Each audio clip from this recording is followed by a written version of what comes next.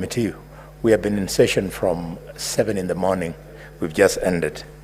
I therefore rise, Mr. Speaker, to give notice of the following motion, namely a report of the Standing Committee on the Finance and Budget on the 2024 Budget Policy Statement, that the Senate adopts the report of the Standing Committee on Finance and Budget on the 2024 Budget Policy Statement laid on the table of this Senate on Tuesday, the 5th March 2024, and pursuant to Section 25(7) of the Public Finance Management Act and Standing Order number 186-8, the Senate approves the 2024 Budget Policy Statement.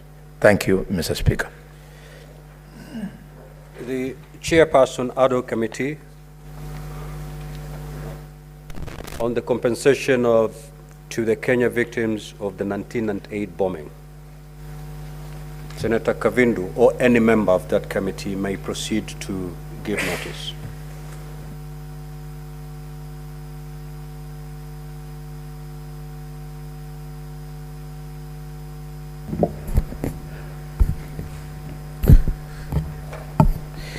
Mr. Speaker, I beg to give notice of the following motion, that at the sitting of the Senate held on 29th June 2023, the Senate resolves to establish an ad hoc committee to investigate the compensation to the Kenyan victims of the 1998 bombing of the United States of America Embassy in Nairobi and report back to the House within 3 months of the establishment. Further aware that on 3rd October 2023 and on 15th November 2023, the Senate resolved to review the mandate of the ad hoc committee for a further period not exceeding 45 days and a further period not exceeding 100 days from 10th November 2023, respectively, to establish the committee to finalize, to enable the committee to finalize and table its report in the Senate on or before 18th February 2024. Appreciating that the committee has a lot of work to execute before conclusion of its expiry and reporting to the Senate. Now, therefore, the Senate resolves to renew the mandate of the ad hoc committee for a further period not exceeding 100 days from 11th March 2024 and to table its final report in the Senate on or before 19th June 2024. Next order, clerk.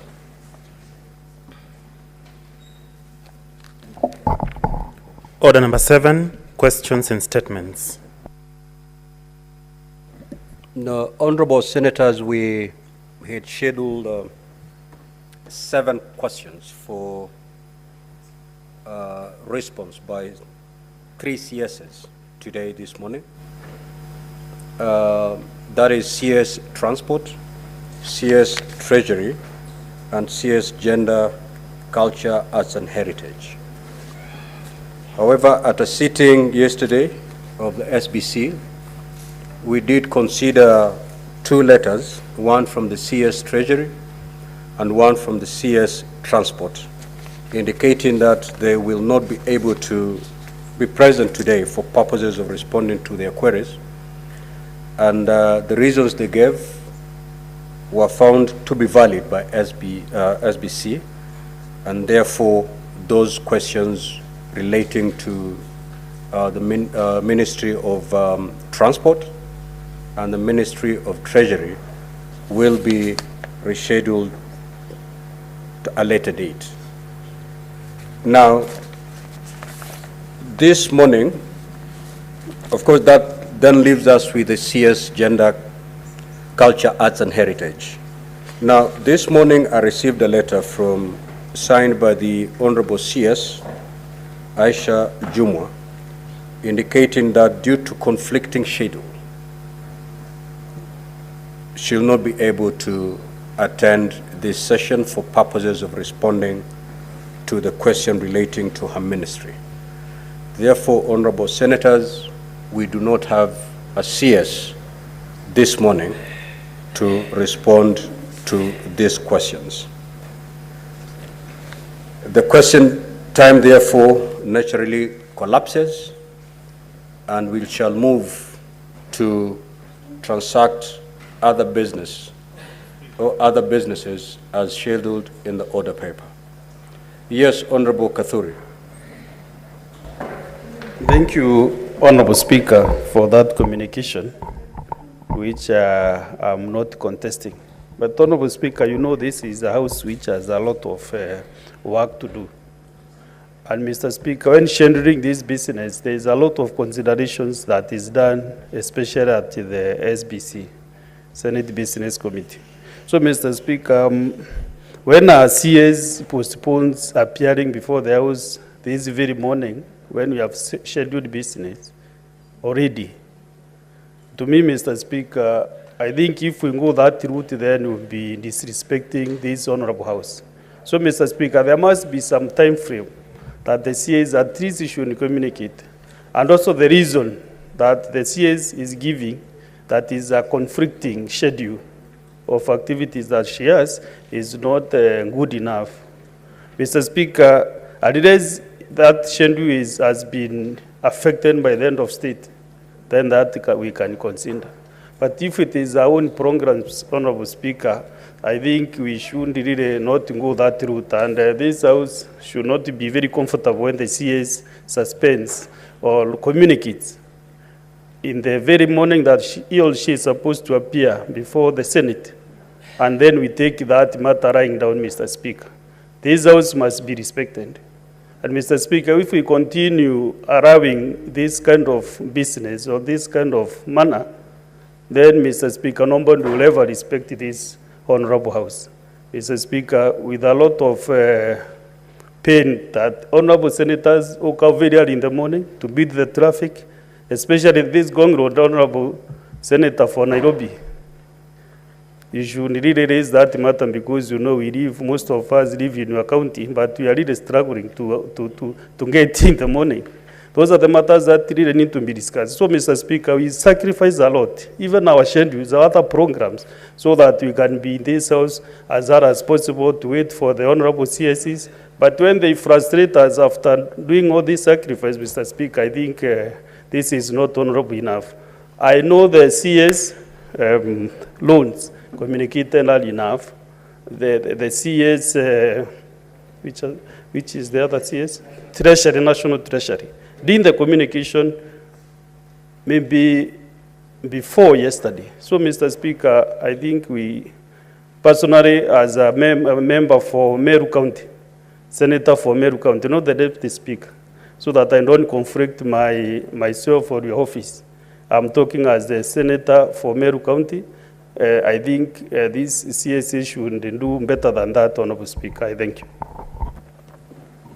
Senator Sifuna. Mheshimiwa Spika, nilikuwa nimekinoa Kiswahili changu kwa ajili ya ujio wa Waziri Aisha Jumwa ili tuweze kupatana moja kwa moja. Kwa hivyo utaniruhusu nizungumze Kiswahili hicho ili kisiende bure, hata kama hajafika. Mheshimiwa Spika, kwanza nimjulishe ndugu yangu seneta wa Meru kwamba nimefanya kikao pamoja na mwenyekiti wa kamati ya usafiri Mheshimiwa Karungo Wathangwa na yule ambaye ni balozi wa nchi ya Japan kuhusu shida za trafiki katika barabara ya Ngong Road, na ametuahidi kwamba serikali ya Japan kupitia ushirikiano na serikali ya Kenya itazindua mfumo wa mabasi ya kasi katika barabara hiyo ya Ngong Road, na natumai kwamba itapelekea wewe kupata nafuu unapofika kazini hapa katika bunge la Senate. Jambo la pili, Mheshimiwa Spika, ni kwamba mimi ni baadhi ya wale ambao wanakaa katika ile kamati ya SBC ama huduma za bunge hili. Mheshimiwa Spika, kwa kweli tunapata msukumo sana kutoka kwa hao wenzetu ambao tunawakilisha katika kamati ile, kwa sababu ukiangalia ratiba ya masuala ambayo yalikuwa yashughulikiwe leo hii, Mheshimiwa Enoch Wambua ametoka Kitui leo asubuhi ili aweze kuuliza masuala yake kwa yule waziri wa usafiri. Kuna masuala mengi hata mimi nilikuwa nataka nimuulize yule ambaye ni waziri wa masuala ya kifedha kuhusu mfumo mzima wa e-citizen ambao Wakenya wengi wanatusukuma tufanye kitu juu yake. Kwa hivyo ni jambo la kuvunja moyo sana, haswa kwa waziri Aisha Jumwa ambaye nilimuona juzi mheshimiwa speaker akiwa maeneo ya kule Western akiwarai wakazi wa Vihiga kutoruhusu viongozi fulani kuzungumza iwapo maoni yao yatakinzana na maoni yake ama maoni ya watu wa mrengo wake. Na nilishtuka sana kwa sababu najua mawaziri wafai kujiingiza katika siasa, na aliibua hisia kali sana kwangu kwa sababu alizungumzia swala ambalo lilikuwa linanihusu wakati moja nikiwa katika eneo bunge lake. Senator wa Nairobi. Mheshimiwa Speaker, namaliza. Hoja ambayo iko mbele ya Seneti kwa sasa. Naam. Ni kutokuwepo kwa mawaziri. Walioyafanya wiki iliyopita ama mwezi uliopita hayaambatani kamwe na hoja ambayo iko mbele yetu. Nimekuelewa Mheshimiwa Speaker. Uzungumze pengine unashtumu vikali ama ndo nachanga huo ukali yani Speaker, tafadhali. Unaanzia mbali sana. Kwa dakika moja tu nimalize. Umeanzia mbali. Yaani kitu ambacho nilikuwa nataka kiibuke wazi ni kwamba mawaziri hawa wanapata nafasi ya kufanya mambo mengine, lakini shughuli ya bunge hawatilii kipaumbele. Alikuwepo kwenye mazishi, nimetoka kwenye stesheni ya redio ya KBC, wananiambia alikuwepo jana na yeye katika kituo hicho hicho. Kama anapata fursa ya kwenda mazishini, kukemea viongozi, kwenda katika vyombo vya habari, kwa nini asije hapa na sisi pia tupate fursa ya kuzungumza naye? Kwa sababu dadangu Gloria, Mheshimiwa Senator Gloria Orwoba, wiki iliyopita alitukemea sana, haswa viongozi wa vyama ambao walishiriki ile mdahalo ama dialogue ambayo ilikuwepo, ya kwamba tuliwacha masuala ya kina mama nyuma. Nilikuwa nataka waziri aje hapa adhirishe kwamba si kwa kukosa kuwasilisha hoja zetu kama viongozi wa ODM, bali kuna masuala ambayo ilikuwa yanafanyika ndani ya wizara yake. Kwa hivyo ni yeye pekee alikuwa anaweza kuniondoa katika mtego uliokuwa umetegwa na Mheshimiwa Gloria. Lakini sasa hayupo hapa. Kwa hivyo Mheshimiwa, mimi nataka nikemee vikali kukosa kuja mbele ya bunge kwa Mheshimiwa Aisha Jumwa, haswa kwa sababu wenzake wengine walikuwa na ile courtesy ya kuandika barua kwa Speaker, heshima. Asante Mheshimiwa Speaker. Walikuwa na ile heshima kwa bunge hili kuandika barua kusema kwamba ama katesi, naambiwa unaweza sema katesi Mheshimiwa Speaker. Wakaandika barua kujulisha wabunge kwamba hawatafika. Na Mheshimiwa Speaker, nataka nikuombe swala moja tu. Wakati ambapo tulikuwa katika mkutano wa SBC, niliuliza swala, je, kuna njia gani ya kuwajulisha wale ambao wameuliza maswala mapema kwamba maswala yao hayatapata kujibiwa kwa sababu waziri ameandika barua? Lakini nikaelezwa kwamba kutakuwa na ugumu kwa sababu wenzetu hawa wakiambiwa kwamba waziri haji na wao pia hawaji. Tunataka tu tungependa Mheshimiwa Kadhuri Murungi apambane na hali yake kule Ngong Road, afike hapa hata kama waziri hayuko tuweze ku... Senator Wameru, hoja ya nidhamu yako ni... Niko kwenye hoja ya nidhamu. Hii imeruhusiwa, hii hoja yangu imeruhusiwa vizuri na Bwana Speaker. Bwana Speaker, sio vema kiongozi seneta wa Nairobi yale mambo yanazungumzwa kwa mkutano SBC, ni bora kweli aje hapa kwa Seneti aweze kuweka haya maneno wazi yale yanazungumzwa kwa kikao cha SBC. Na mbona anatoa siri ya kamati ya SBC, anakuja kutoa hizo siri hapa? Sababu Bwana Speaker. Asante sana Senator Wameru.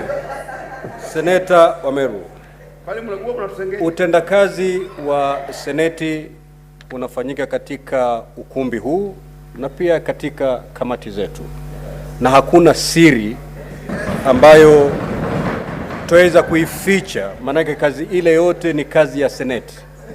Kwa hivyo Senator wa Nairobi amefanya vyema kuweka paruanja ile hali ilivyokuwa kule. Endelea umalize hoja mchango. Asante Mheshimiwa Speaker kwa kuniopoa kutoka kwa mikono ya Mheshimiwa Wameru. Mheshimiwa, kwa kweli mimi ni mwakilishi pale SBC wa hawa wenzangu hapa, na ni muhimu kwamba yote ambayo yanaendelea pale tuweze kuwajuza, kwa sababu ulivyosema wewe mwenyewe hamna siri. Kwa hivyo Mheshimiwa Speaker, mimi nataka kuomba tu ya kwamba kuwe na mfumo hata kama arafa itaandikwa kwa yule seneta ambaye alikuwa ameuliza swala mwenyewe, basi na kuweka paruanja ulivyosema, lakini mwenye kuuliza maswala hayo ajulishe kwamba kwa bahati mbaya ama kwa sababu moja ama nyingine, yule waziri ambaye ulikuwa unataka kumuuliza maswala hatafika leo, ili watu waweze kujipanga, Mheshimiwa Spika. Lakini ni vizuri tuwe hapa kwa ajili ya shughuli zingine za bunge, na natumai kwamba kikao hiki hakitatibuka kwa huu utovu wa nidhamu unaoonyeshwa na wale mawaziri kama Aisha Jumwa. Nakushukuru Mheshimiwa Spika. Senator Boni. Thank you, Mr. Speaker. Mr. Speaker,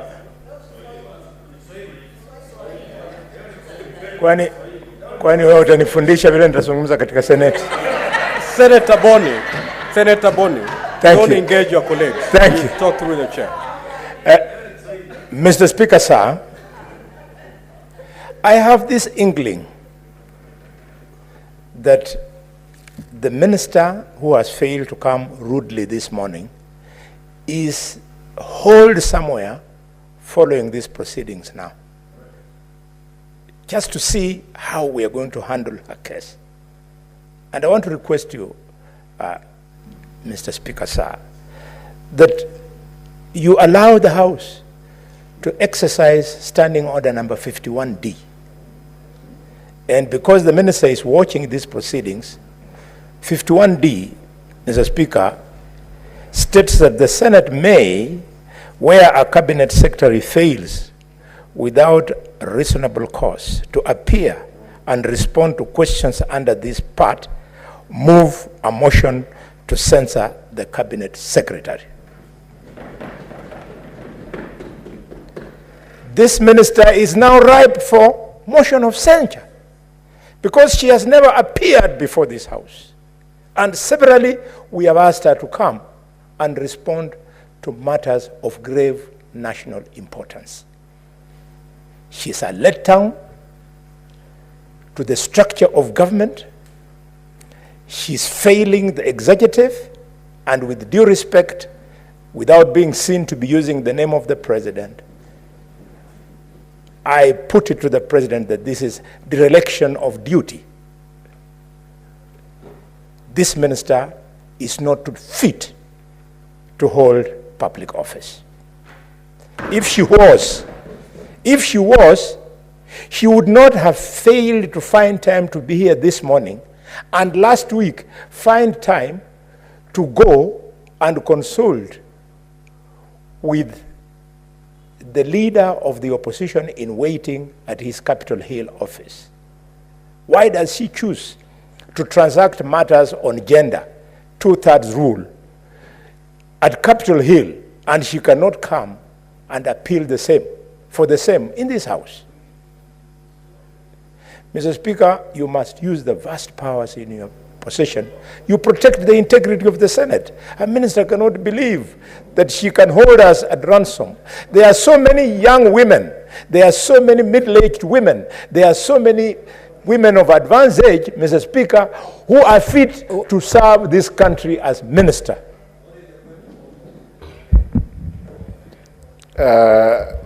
Thank you, Mr. Speaker. I rise under Standing Order number 105 on statement of fact, Mr. Speaker. Mr. Speaker, the good senator from Malinya, the senator of Kakamega, has indicated that when the minister went to Capitol Hill, the minister was transacting on particular agenda, which he has said was agenda about women. Can he prove to this House that is privy to the conversation that took the minister to Capitol Hill, whether there were formal conversations or informal conversation, and whether indeed he is privy to the agenda? Senator Eddy, yes. Let's save time to transact business. You know, there was a press conference after the meeting, and everything is in the public domain. So, just conclude, Senator. Mr. Speaker, I want to appeal to the young senator from Migori. Don't appeal, just proceed to conclude your Yes, remarks. that if we must defend certain positions, let us defend them reasonably. I've already told him that, Senator. Thank you. Just proceed. Thank you. Thank you, Mr. Speaker. Mr. Speaker, we worked so hard to form this government. You and I, and many others, we were not working hard so as to allow people in office, people who would then, Mr. Speaker, be tiptoeing in and out of office. We wanted people to stamp their authority so that our women, in fact, I believe, what is the name of, yes, Senator Gloria, I think she's the youngest in the House. She should be appointed the minister in place of this mama who doesn't have any idea of how important it is to appear before this House. Oh, Miraj is the youngest. She was quarreling me, that's why I did not. If you're done, kindly take your seat. Senator Enoch Wambua.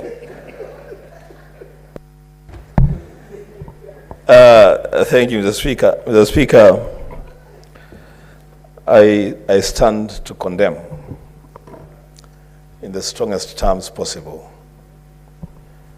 this trend that is actually gaining root in this House, that cabinet secretaries decide whether to attend committee meetings or plenary, and they know somehow that they can get away with it. Mr. Speaker, I have argued elsewhere, and I want to argue here,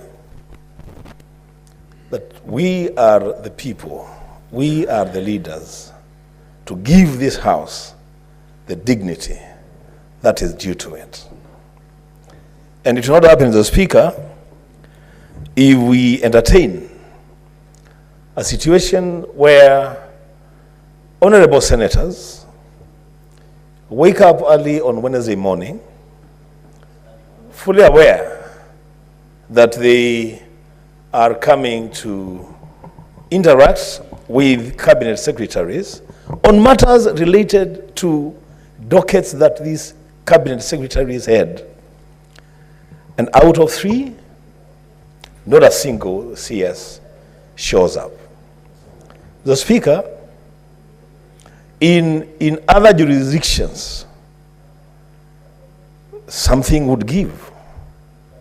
In other jurisdictions, the Speaker, the chair would stamp the authority of this House and demand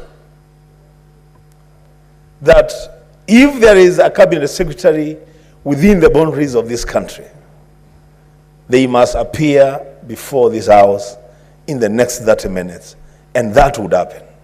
Mr. Speaker, this casual way of dealing with the Senate, and we are not even overreaching our mandate as a Senate. The Constitution, not even our standing orders, the Constitution is very clear. Article 153, on the decisions, responsibility, and accountability of the cabinet. It states very clearly in black and white that a cabinet secretary, I'm reading verbatim, Article 153(3), that a cabinet secretary shall attend before a committee of the National Assembly or the Senate when required by the committee and answer any question concerning a matter for which the cabinet secretary is responsible. Mr. Speaker, that statement is explicit as explicit can get. The decision by the cabinet secretary for roads, that's where I'm going to begin, because I have 2 questions that are listed for a response from the CS responsible for roads. Mr. Speaker, the CS for roads knows very well, wherever he is, that the matters that I'm raising, those questions, are matters that he addressed himself to when he was a senator in this House representing Elgeyo Marakwet. Now he is a CS, he can make a decision on the compensation of the people from Kibwezi all the way to Mwingi, persons affected by a road project, and he just decides to stay away. The Speaker, I take great exception to that decision. Lastly, on the matter of CS for Gender, Aisha Jomwa. Mr. Speaker, I was really excited about today's sitting because there is a matter that we would have put to rest today. There have been accusations and counter-accusations from our honorable lady senators and from the women of this country about the place of the two-third gender rule in the NADCO report. Mr. Speaker, I wanted to have a face-to-face conversation with the CS responsible for that matter on the floor of this House, so that she can tell us what role she played. Mr. Speaker, we would have put this matter to rest today, because it is her who approached the NADCO committee and said, let us remove this matter from your discussion because there is something that I am doing and I'm very sure I will succeed. That's a matter that we would have held a conversation around today, Mr. Speaker, and settled that matter. And that's why, Mr. Speaker, I'm still pursuing the line that because you have the power, Mr. Speaker, and that power is given to you by the supreme law of the land, to demand that in the next 30 minutes, CS Aisha Jumwa makes an appearance on the floor of this Senate so that we transact that business and we get done with it. Mr. Speaker, I submit. Senator Mungatana. Asante sana Bwana Spika kwa kunipa nafasi na mimi nitoe maoni yangu. Bwana Spika, leo waziri wa fedha hakufika hapa Seneti, waziri wa barabara hakufika Seneti, waziri wa jinsia pia hakufika Seneti. Bwana Spika, ile kanuni ya kudumu 51D ambayo Seneta Khalwale ambaye ameitaja iko na adhabu kubwa sana kwa hawa mawaziri ambao ni kuleta hoja hapa ya kuwatoa kazini. Lakini Bwana Spika, mimi ningekuwa nimefikiria kwamba SBC wangekaa tubadilishe hii sheria ama tuiongezee na hapo chini. Mbali na kutumia nyundo kuua inzi, Bwana Spika, tungeweka kwamba iwe ni automatic ama ni mtu akikosa kufika kwa mara ya kwanza, Spika bila kuuliza swali ni $1,000,000. Mara ya pili ni $5,000,000 na mtu analipa mwenyewe, waziri analipa mwenyewe. Mara ya tatu ndio hii kanuni ya kudumu 51D iletwe hapa hoja. Na nilikuwa naomba wale wenzetu ambao wanakaa kwa SBC tutengeneze kitu ambao tunaweza kuitumia. Iwe ni automatic, sio lazima speaker akitoa ruling. Umekosa ni $1,000,000. Ukiwa umekosa mara pili ni $5,000,000. Mara ya tatu ni hoja. Iwe ni automatic, sio kitu ambao tunakuja kudebate. Hivi Bwana Speaker, tukigeuza kanuni zetu itatusaidia kupeleka message kwa hawa wenzetu ambao wamekaa kwa nafasi hizo kwamba ni lazima tuheshimu seneti na tuheshimu nafasi ambazo sisi tunafanya kwa niaba ya wananchi. Asante sana Mheshimiwa. Senator Manzo.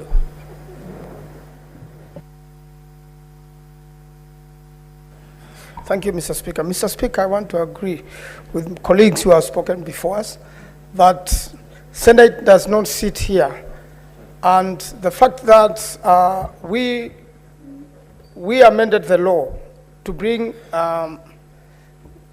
ministers or cabinet secretaries to the House to answer questions, that just Senate doesn't sit here in vain, and that the ministers and or cabinet secretaries must take it so seriously, and that the law should then demand, I want to agree with Senator Mugatana, that it becomes very punitive unless there is a sufficient reason, and which can only be a cabinet meeting. No other reason, or maybe even if one had proved that they are unwell. But even in that position, give notice early enough, Not the way Senator Juma has done, to give a notice, this morning, to send a letter this morning, is really ridiculous. It is disrespectful to this House. And Mr. Speaker, I urge you to stamp your authority that she be awarded 30 minutes to appear before this Senate or fail the total consequences of impeachment. I thank you, Mr. Speaker. Senator Chirange. Thank you, Mr. Speaker. I want to join my colleagues in expressing strongest reservations on what we should be doing. Mr. Speaker, when we amended these standing orders, it was in the interest of all people who we represent with. We don't represent ourselves, Mr. Speaker. And this habit of cabinet secretaries not appearing when required, we used to see it in committees, but it looks like we have been lax enough that they are now taking plenary for granted, Mr. Speaker. Because I think if we were aware that Cabinet Secretary of Roads, Treasury, and Gender was not appearing, Mr. Speaker, sir, then there would be no need of scheduling them on the order paper. We would be even doing motions or bills or other statements, Mr. Speaker. So it is very unfortunate that today in the morning, Mr. Speaker, we woke up very early.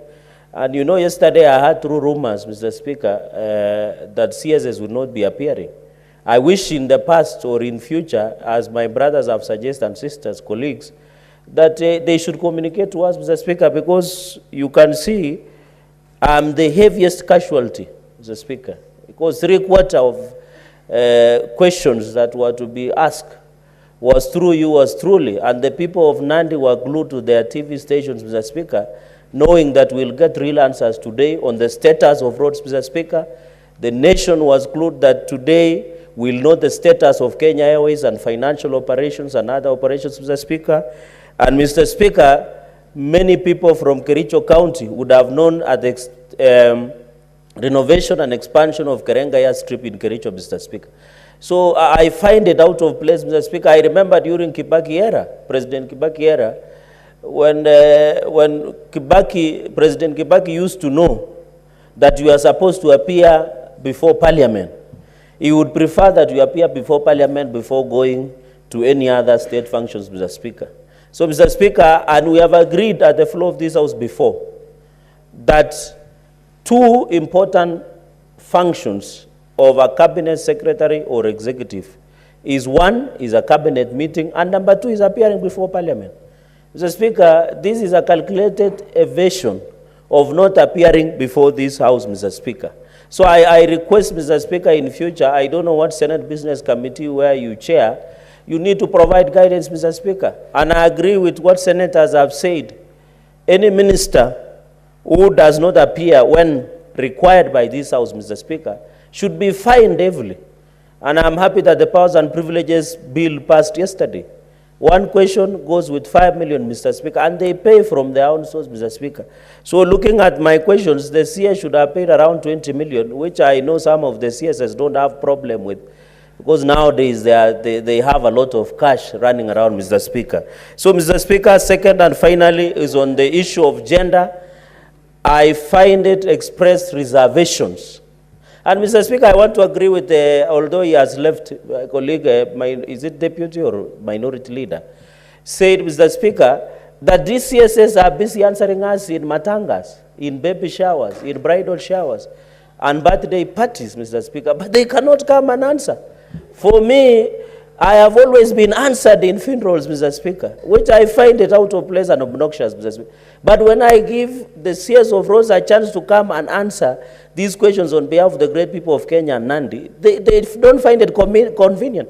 But if they hear this weekend there is a function, a social function of any nature, they will hire a chopper and fly and come and answer before the people, Mr. Speaker. So we should stop taking Kenyans for fools, Mr. Speaker. We cannot operate this way, Mr. Speaker.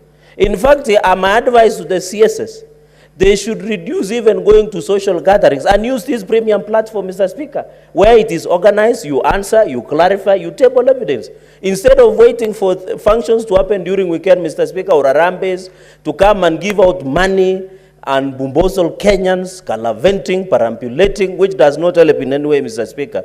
Mr. Speaker, on the CS of gender, I am one believer that CSI Ischa Jumwa is doing extremely well, but today I am disappointed, Mr. Speaker, because when you are debating NADCO and you are the one who guided us, and I saw some people were trying to blame you yesterday, they don't know how wise you are. I beg to forgive them on your behalf, because they are trying to blame you on the issue of NADCO, Mr. Speaker. When the NADCO report was being presented, we were told there was a tactical, calculated move by the gender ministry that they were doing somewhere mysteriously to address the issue of a third gender rule. Mr. Speaker, I woke up on behalf of all women, girls, and many others, Mr. Speaker, to come and listen to this strategy that is being employed by gender to address a third gender rule, Mr. Speaker. And you can see the number of women senators in the Senate today is quite high, Mr. Speaker, because we really wanted to find out how do we resolve this thing that has been elusive since 1994 on achieving the third gender rule. But I want to assure the women leaders, women senators, and women of this country, there is hope, because the president himself believes in a third gender rule, Mr. Speaker. So even if the Speaker, and I want to agree with my colleagues, let the CS appear in the next 30 minutes, we can suspend the House, ensure wherever she is, because I am aware, Mr. Speaker, there is no cabinet meeting today. So I am assured that there is no any other urgent thing that they can, Mr. Speaker. So why don't you suspend the House, order the CS to appear within 30 minutes, and also to come with a fine, Mr. Speaker, to ensure the senators are comfortable, so that when they are answering questions, Mr. Speaker, please, going into the future, let SBC guide us or become innovative. We are not guiding the ABC, you are the one guiding. Let us become innovative, Mr. Speaker. And I want to advise colleagues, let us, the issues of the plenary and the Senate remains here. When you want to make your comments in the press conferences and funerals and other things, please reserve it there. But don't discuss the conduct and functionality of the Speaker of the Senate. Other lower house will defend their own Speaker. Us will defend ours. So if you have a problem, please discuss it with your wife in your bedroom at night, but don't bring it out in the public. Mr. Speaker, I express strong reservations against non-appearances of CSS. I thank you. Senator Eddy.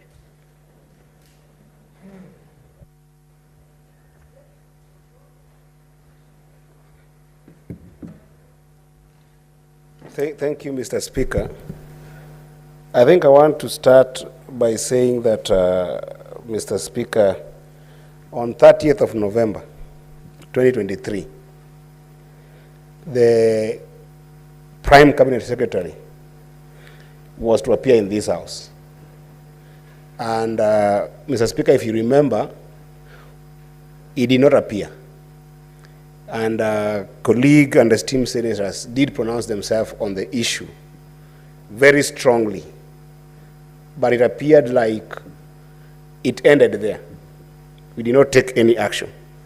And Mr. Speaker, I empathized with you because you even had today the whip, the majority whip, inviting us to the, inviting our attention to Standing Order number 51D, which, Mr. Speaker, says that the Senate may, where a cabinet secretary fails, without reasonable cause, and underline the word reasonable cause, to appear and respond to questions under this part, move a motion to censure the cabinet secretary.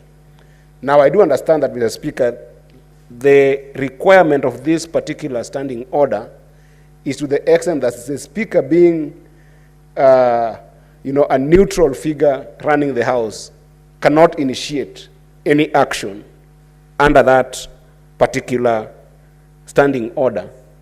And therefore, it behooves my fellow colleague senators to actually take action.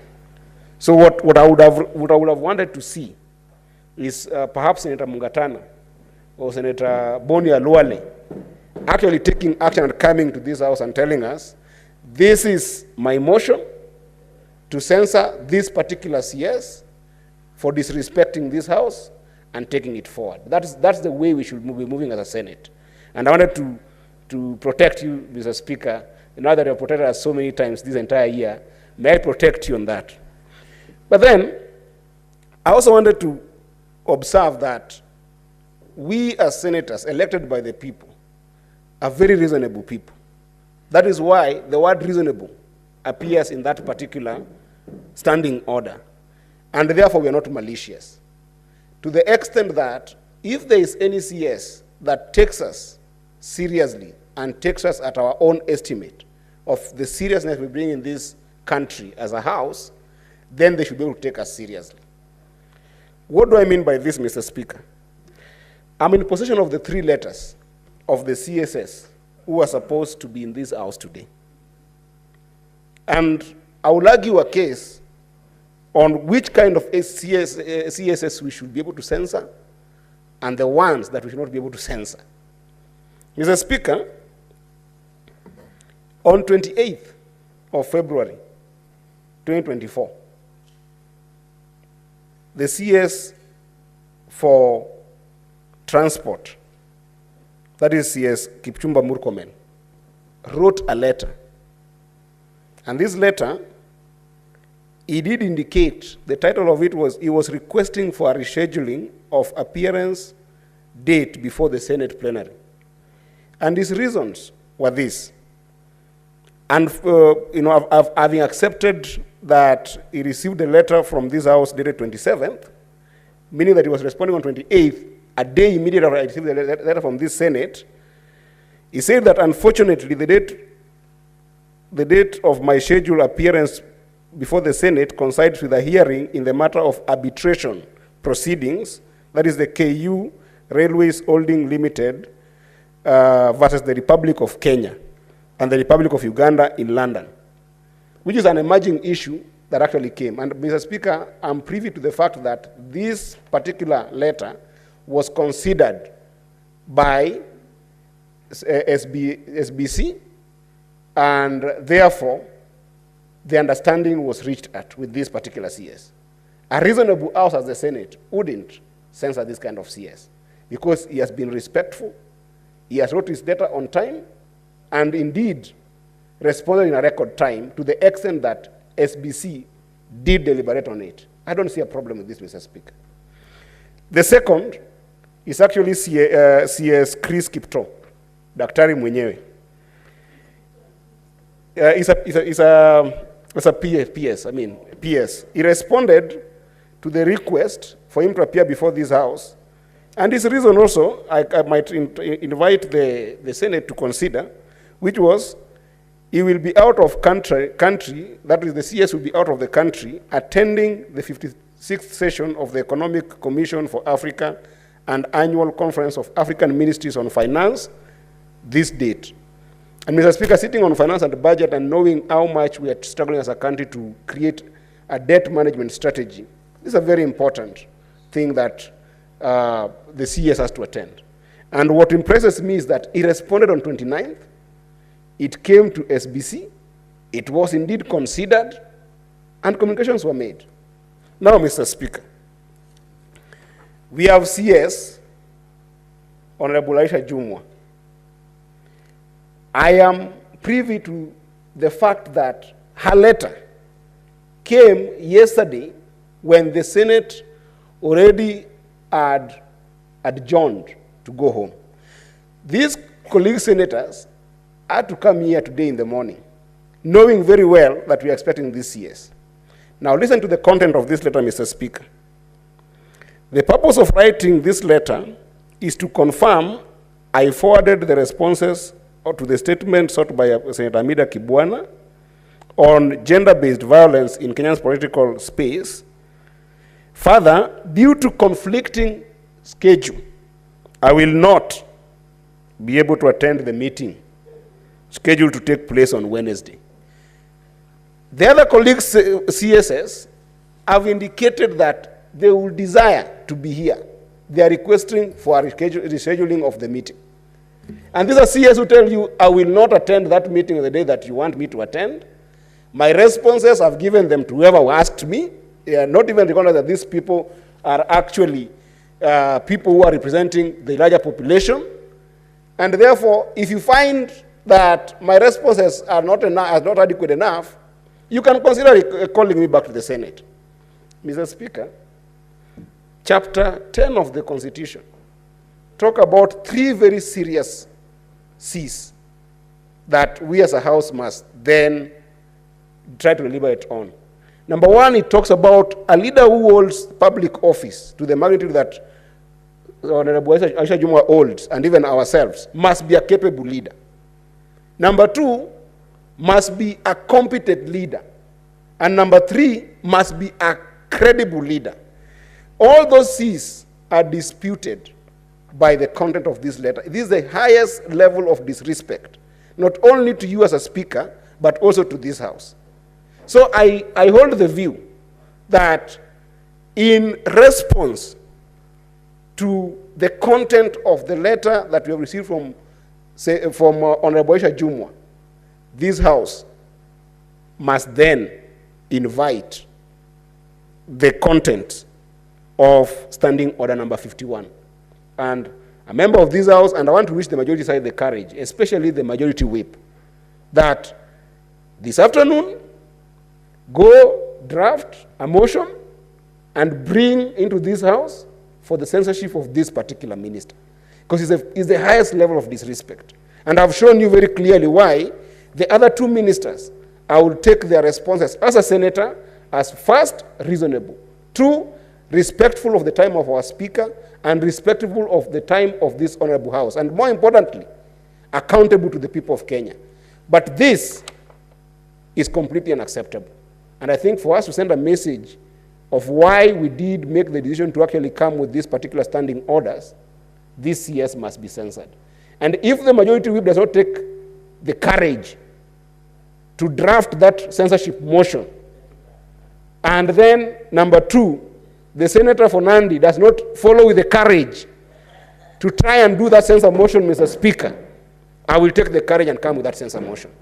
So that as a House, we send a message to CSS that we are not here to waste our time. Mr. Speaker, we have got so many bills, and again, amazing bills. I've read the bill by the senator for, the good senator from Mombasa, Senator Miraj, who actually cares about gender issues more than what the CS has done here, in a place where violence is killing women in this country. And I need to be spending my time considering a motion, Mr. Speaker, a very good motion. And we have got so many other motions other bills that are very good in this House that we need to be spending our time discussing the absence of CSS every single time. So, Mr. Speaker, as I sit, I plead that this particular one needs a serious response from this House, and I hope that the majority side, led by the bullfighter, Senator Boni Aluale, will take action. But if they don't, then today or tomorrow, I will bring that motion, and I hope that the senators will reasonably find that motion very reasonable and very good for the people of Kenya and for this CSS. I thank you, Mr. Speaker. Senator Kenyo. Asante Bwana Spika kunipa fursa hii niweze kuchangia. Kuanzia mwanzo nataka kukashifu hayo mazoea ya mawaziri wetu kuitwa hapa, ilhali tayari tukiangalia katika orodha ya mambo yale ambayo tulikuwa tunapanga kufanya katika bunge hili, tayari tumeanukuu na tunajipanga vilivyo kusudi tuweze kuyaangazia. Kwa hivyo ninakashifu kitendo hicho. Lakini hata hivyo, Bwana Spika, ninataka kuungana na mwenzangu Seneta Mungatana vile alivyosema ya kwamba ukiangalia katika kanuni zetu za kudumu 51D, Bwana Spika, ninaona kwamba tutakuwa tumetumia nguvu nyingi sana kwa yule waziri kusema ya kwamba yeye, nimesikia kulingana na wale wengi waliongea hapa, wanasema ndio waziri wa barabara alipeana sababu, waziri wa fedha ndio amepeana sababu, lakini waziri wa jinsia yeye achukuliwe hatua ambazo ni kali zaidi. Lakini Bwana Spika, nikiangalia ni vizuri vile ambavyo Senator Mungatana alivyosema ya kwamba katika SBC yetu tupange ya kwamba tukue na faini ambayo tutakayopiga waziri kabla hajachukua hili jukumu la kusema ya kwamba tunataka kumtimua, Bwana Spika. na hata tukimpatia ile faini hata kama ni milioni 1, milioni 5 vile alivyopendekeza, Bwana Spika, hata ijapokuwa yule waziri hajafika katika jumba hili, ndio tuangalia kwamba amepeana sababu ambayo inafaa, kwa sababu pengine ameenda shughuli ambazo ni rasmi na hawezi kosa kwenda, kama nilivyokuwa nikimsikiza Senator Eddie akisema ya kwamba ndio yule waziri ama katibu wa kudumu amekwenda mahali ambapo kunafaa, na kwa sababu yako katika kamati ya fedha anasema ya kwamba ndio waziri hangeweza kuja. Kwa hivyo nataka kukubaliana na Mungatana tuwe na mfululizo mzuri, Bwana Spika, kwa sababu ndio leo amekosea. Na hata mimi nilipokuwa wakati ule mwingine waziri wa usalama nilimgoja hapa, nilikuwa nimejitayarisha kwa sababu watu wa Laikipia walikuwa na changamoto mambo ya usalama. Unapata vile vile kuna shida nyingi watu wanapitia Elgeyo Marakwet na mahali kwingine, Bwana Spika, na Baringo.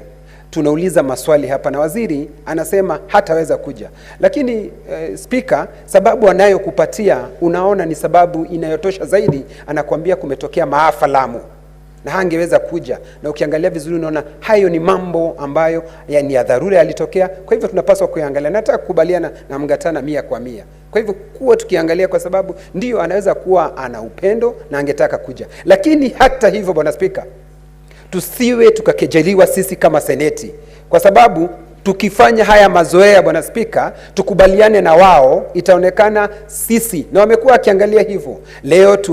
Leo tukubaliane, tuseme ya kwamba ndio Kipchumba Murkomen waziri wetu asije, yule mwingine asije.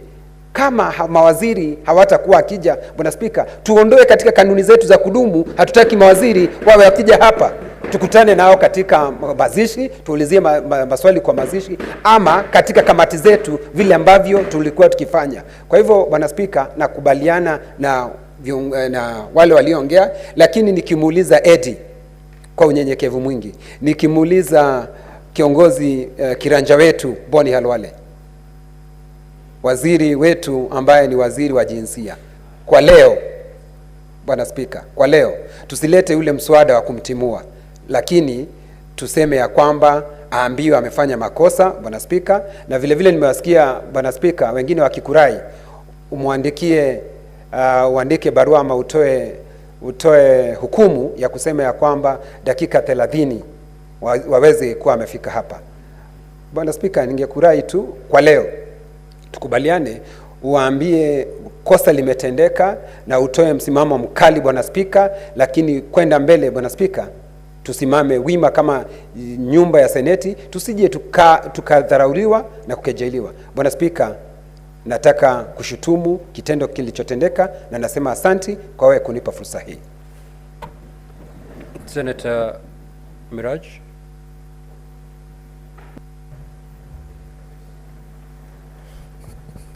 Asante Bwana Spika kwa kuweza kunipa fursa hii, na mimi nitoe hisia zangu kutokamana na kutofika kwa mawaziri wetu katika kikao chetu cha leo asubuhi. Kwa hakika rauka, tumewacha vitanda vyetu ili tuweze kupata mwelekeo wa yale maswali ibuka, na sisi wengine ambao hatukuweza kupendekeza maswali tuweze kupeana maswali juu ya maswali ambayo tayari yalikuwa yameulizwa. Na mimi leo niseme kwamba sitakubaliana na maseneta wenzangu, kwa sababu mawaziri ambao hawakuweza kufika hapa ni mawaziri watatu, lakini kidole cha lawama kimenyoshewa tu waziri ambaye anatokea katika mkoa wa Pwani.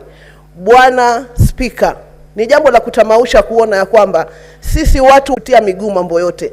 Ni mara kadha mawaziri wamekuwa wakiitwa hapa na hawafiki, lakini sioni ni kwa nini kila mtu anamnyoshia kidole cha lawama dadangu kiongozi ambaye anatoka katika mkoa wa Pwani. Kwani yeye si binadamu ama si kiongozi ambaye anaweza kufikwa na dharura? What is the point of order, Senator Mandago? Senator Miraj's yield. What is the point of order, Senator Mandago? Mheshimiwa Spika, ni haki Senator Miraji kudai kwamba wapwani wanaangaliwa kwa Senator Mandago, ni kanuni gani ya kudumu ambayo unataka kuitumia katika hoja hii? Statement of facts. Na 105. Ujue kwamba ukichagua kuzungumza lugha ya Kiswahili itabidi uendelee. Mheshimiwa Spika, wewe ndio umenichanganya. Ni haki Senator Miraj kudai ya kuwa watu wa pwani wanaangaliliwa, wanaonewa kwa njia ya kufutia miguu, ili hali katika serikali hii, Mheshimiwa Spika, wewe mwenyewe ni Spika ya Seneti ambaye ni chumba ambaye ni hapa house katika bunge. Waziri Aisha Juma, Mheshimiwa Spika, ni baadhi ya wale wa mama wachache wameteuliwa kwa hii serikali. Mheshimiwa Spika, Senator Miraj mwenyewe amenominatiwa kuwa kwenye hii bunge. Mheshimiwa Spika, atoe utafiti. Senator Mandela, tafadhali tumia Kiswahili sanifu siku nyingine. Hakuna kitu kama nominatiwa, ameteuliwa. Ameteuliwa, Mheshimiwa Spika. Kwa hivyo, je, ni haki Senator Miraj kudai haya madai ambayo ameweka kwenye chumba hii ya Seneti? Senator Miraj. Speaker, I rise under Constitution Article 152 4A, because there is assertion that Senator Miraj, Mheshimiwa Honorable 152 4A, each person appointed as a cabinet secretary A, assumes office by swearing or affirming faithfulness to the people and the Republic of Kenya, and obedience to this Constitution before the President and in accordance with the third schedule as provided by the Constitution, Mr. Speaker. Is it in order for my good sister, Senator Miraj Abdullahi, to assert and state that, Mr. Speaker, that the reason CS Aisha Jumwa is being targeted because she comes from coast? I think, Mr. Speaker, the President appointed Aisha Jumwa out of competency and meritocracy. It was not because she comes from coast. It is because we believe that she would perform as a cabinet secretary. Mr. Speaker, can she withdraw, because it will not look very good in our answer and also before the eyes of Kenyans, because we don't want to see any CSS through the eyes of regions or tribe or ethnicity or religion they come from, Mr. Speaker. Senator Miraj, certainly your statement is out of order. In fact, it goes to impute improper motive on your colleagues, that the reason why they are raising their concerns, why the minister is not present, is solely because she's from the coast. Kindly proceed to withdraw that. Asante Bwana Spika, labda Kiswahili changu ndo kimewakanganya. Wacha niendelee tafadhali Bwana Spika, nilinde. I have made a ruling. Ndio nasema natoa kauli hiyo na naomba msamaha ikiwa hivyo ndio nilivyoeleweka. Endelea na nikiendelea katika kutoa hisia zangu ni kwamba Bwana Spika, mawaziri wote wameandika barua, na kweli nakubaliana na bunge hili kwamba Waziri Aisha ameandika barua kuchelewa.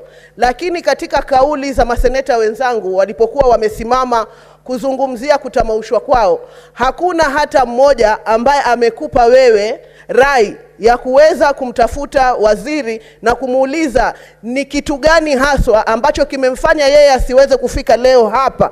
Wameweza kuwaelewa mawaziri wengine na wakakubali zile changamoto ambazo wamesema wako nazo, lakini kwa nini iwe ni waziri Aisha peke yake na ni mawaziri watatu ambao sote tumerauka ili kuja kuuliza maswali?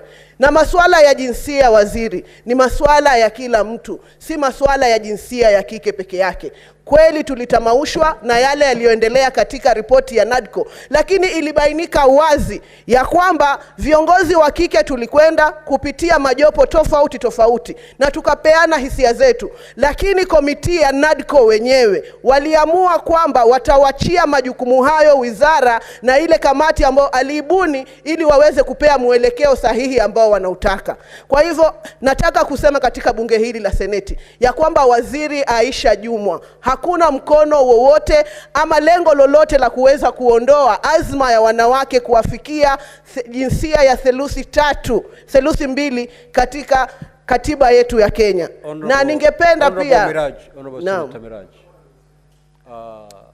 late the Honorable CS when she appears to be able to shed light on that subject, because we are not here to defend any CS, and the information you're giving, it's better given by the CS herself when she appears next. Have you concluded your remarks? Thank you, Senator Miraj. Senator Wafula. Asante Mheshimiwa Spika kwa nafasi hii. Mheshimiwa Spika, ni jambo la kutamausha sana sisi kama maseneta kurauka asubuhi na mapema, wengine kupuzilia mbali staftahi, ili tuje tujadili mambo muhimu ya serikali na nchi ya Kenya.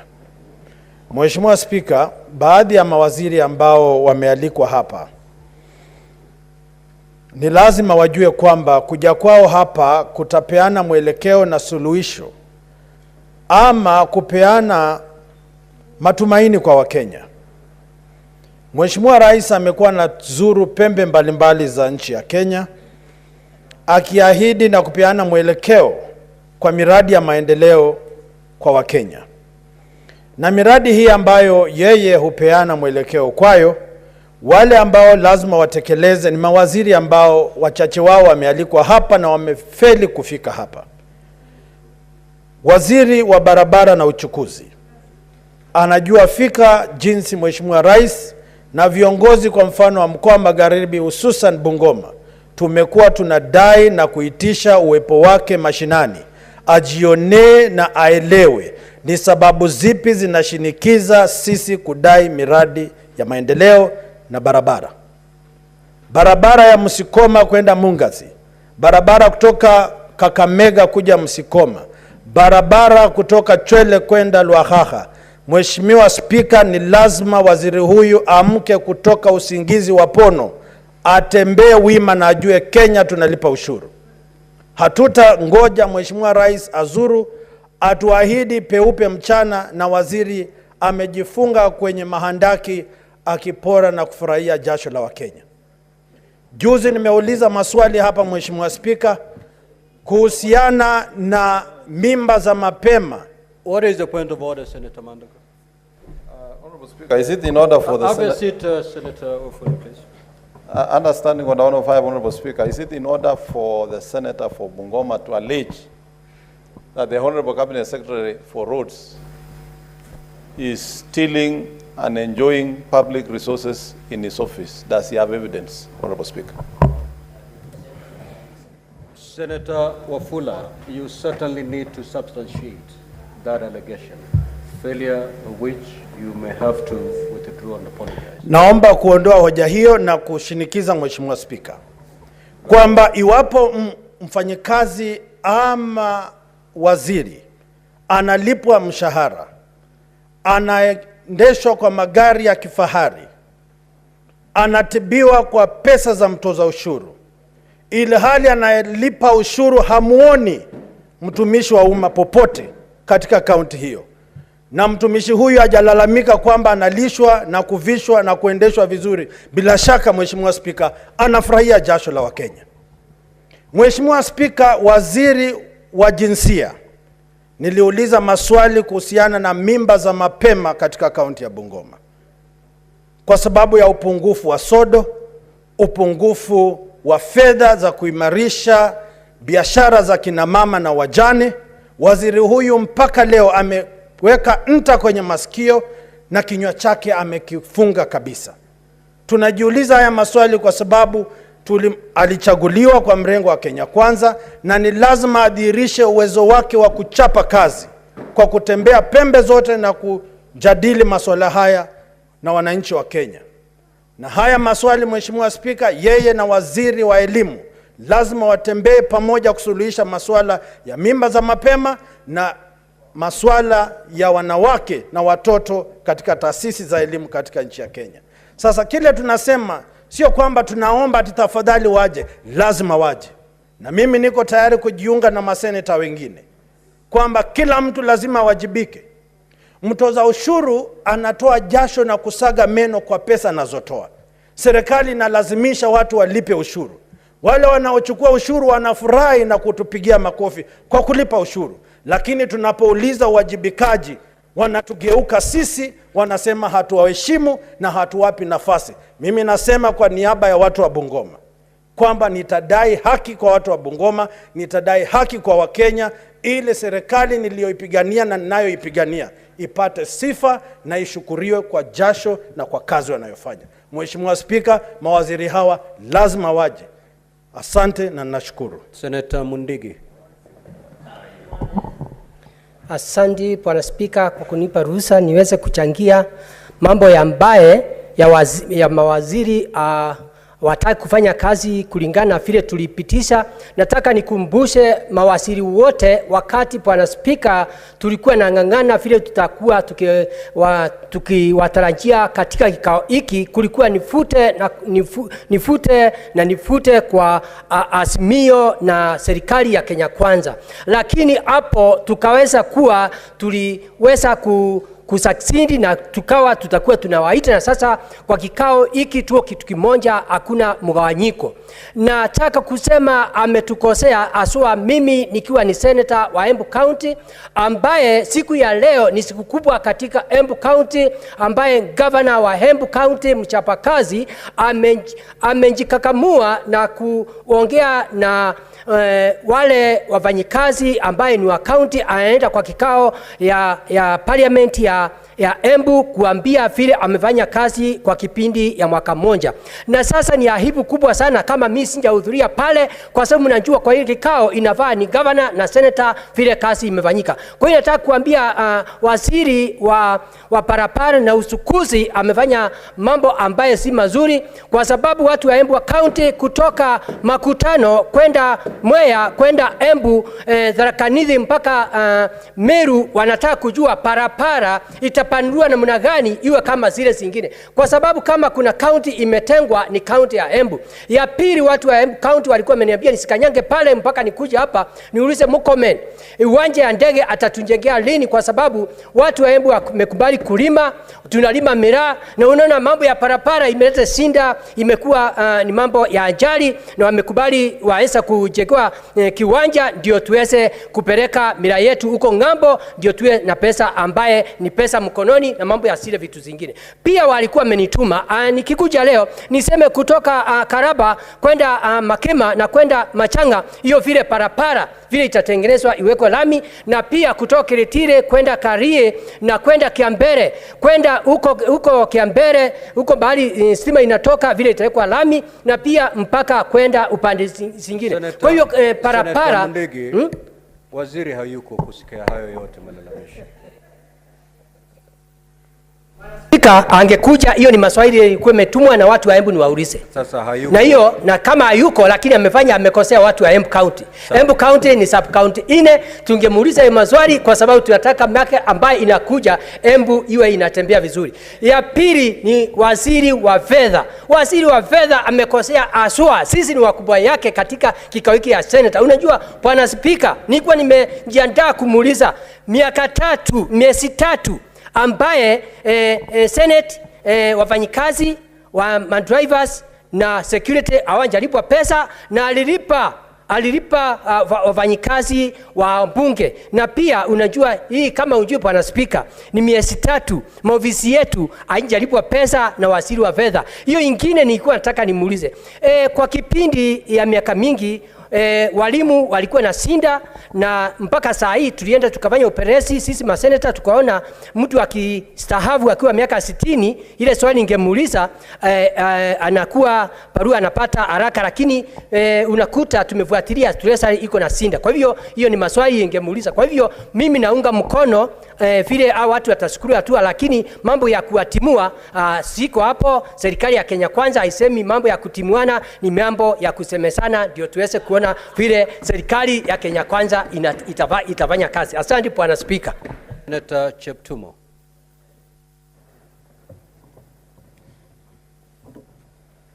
Thank you, Mr. Speaker. I also arise to add my voice to what is being discussed. Mr. Speaker, Article 124 of our Constitution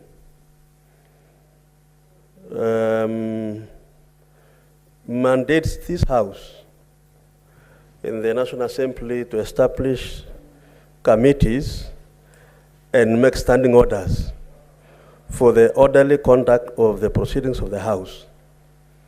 Mr. Speaker, therefore, our standing orders as the full force of the Constitution of Kenya. So that, Mr. Speaker, the provisions of Standing Order 51 all the way to 51D as the full force of this Constitution. Mr. Speaker, this is the assembly of the national leaders of our country, elected, nominated to deal with matters of concern to our counties and the county governments. And how do we do so, Mr. Speaker? We do so through the various structures in place, including asking questions the CSS.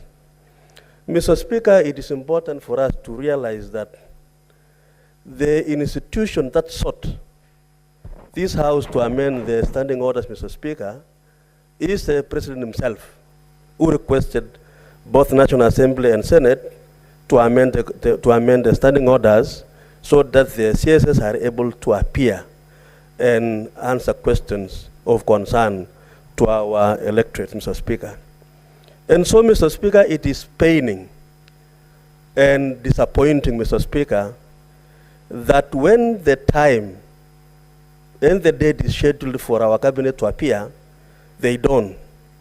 And Mr. Speaker, I want to agree perhaps that there are situations where they write to you as our Speaker, giving justifiable reasons why they should not appear. Mr. Speaker, it is indeed acceptable that a CS should be able to, in good time, be able to address the House why they are unable to appear. But, Mr. Speaker, my concern is that the trend is continuing to avail. So that, Mr. Speaker, my worry is that in some few, as we proceed, this avenue of these senators being able to use to deal with matters of concern to their counties is going, Mr. Speaker, to diminish. Mr. Speaker, that particular Standing Order 51D or non-attendance of cabinet secretaries, Mr. Speaker, the only punishment provided for there is to censor. And that is what Senator Ocheng was raising. Mr. Speaker, I want to agree with the proposal that we might have to enhance, apart from censoring a cabinet secretary, Mr. Speaker, let us enhance the punishment. And Mr. Speaker, when governors don't appear before committees of this House, Mr. Speaker, you know what they always do. They are supposed to pay a fine of 500,000, if I'm not wrong, Mr. Speaker. So it is important for this House, Mr. Speaker, to assert its authority on this position, so that a fine of an amount that can be agreed by this House should be put in our standing order number 51D, Mr. Speaker, in addition to the provision of moving a censor motion and to censor cabinet secretary. Mr. Speaker, Baringo, for example, the county I come from, and in all the other counties, Mr. Speaker, we are facing a lot of challenges. And Mr. Speaker, I can testify before the House that the questions we ask these CSS when they come here, Mr. Speaker, our people are keenly following, Mr. Speaker. And I am aware, even in my county, Mr. Speaker, sometimes the questions are asked here. When I go to the county, the members of the public are able to say, yes, we saw you, we heard you asking this question. So, Mr. Speaker, the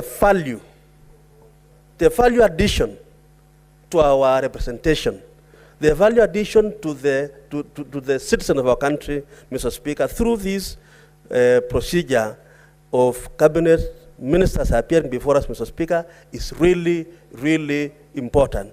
And so, Mr. Speaker, I think my concern mainly is so what from today? What happens tomorrow? I think, Mr. Speaker, and I want to thank you because, Mr. Speaker, I have listened to you issuing statements compelling and telling the cabinet secretaries to appear before the House. I think you have been very clear, and even the other House has been very clear. But I think what will make the CSS, Mr. Speaker, to appear here is when we enhance the fine from this censure motion proposed by Article Standing Order 51D to a situation where they can pay fines. Mr. Speaker, we have the capacity, we have the means, we have, Mr. Speaker, the opportunity as a House to implement this. And so, Mr. Speaker, I want to join my colleagues and say that it is important that you assert your authority as our Speaker and as a House so that, Mr. Speaker, we have a solution to this situation which is not enabling us to represent our people well, Mr. Speaker. So I join my colleagues in supporting that position. Senator Mandago. Thank you very much, Honorable Speaker, for the opportunity to contribute in this. Honorable Speaker, first I want to join my colleagues in saying it is not in order for cabinet secretaries to absent themselves from answering questions in this House. Honorable Speaker, the purpose of this session was to make sure that the general public of the Republic of Kenya are able to get direct answers to their issues from the people responsible at the policy level, at the national government and at the county level, Honorable Speaker.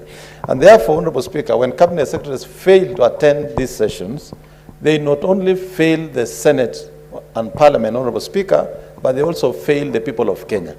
That notwithstanding, Honorable Speaker, this amendment that we brought to this House to allow cabinet secretaries to appear before us, Honorable Speaker, was a position that was developed by the Kenya Kwanza administration, led by our party leader, who is now the President of the Republic of Kenya, Honorable Speaker. And therefore, when cabinet secretaries fail to appear before this House, they are not only failing Parliament, but they are also insubordinating the appointing authority, Honorable Speaker, because this was the position of the Kenya Kwanza administration, that the answers to the public can no longer be passed through many channels, but should come directly from the holders of the office so that the citizens can directly get from them.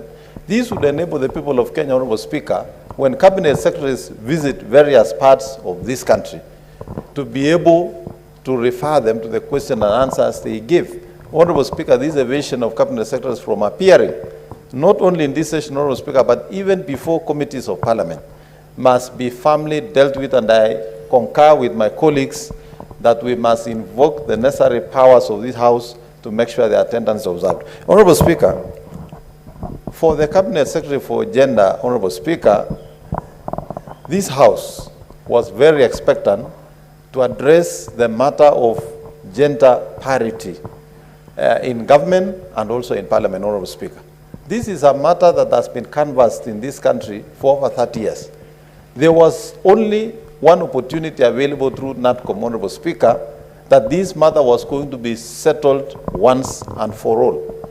I was eager myself to ask the Cabinet Secretary who removed the gender agenda from the NATCOM menu, Honorable Speaker, so that women leaders in this country should also not be going around saying we are fighting for women's rights, we are representing women, but the very women are undermining the success of the women. No wonder, Honorable Speaker, the old adage says the enemy of women is actually women. And therefore, failing to appear before this House, the Cabinet Secretary for Gender has actually failed the women of this country, because this was the opportunity for her to explain what our ministry is doing in order to make sure that that agenda is kept alive and that matter is settled once and for all, because we have an administration that is keen to ensure women are involved in leadership and decision-making position in this country, Honorable Speaker. Finally, Honorable Speaker, as a House, I want to agree with my colleagues and even be persuaded further that the fines for non-appearance should be enhanced. Honorable Sotsi, Honorable Speaker, had proposed an amendment of increasing the fine to 2 million. I am now persuaded that it should even go to 5 million. This kind of contempt can only be met with a harsher punishment, Honorable Speaker. I support. No, Honorable Onyonka Richard.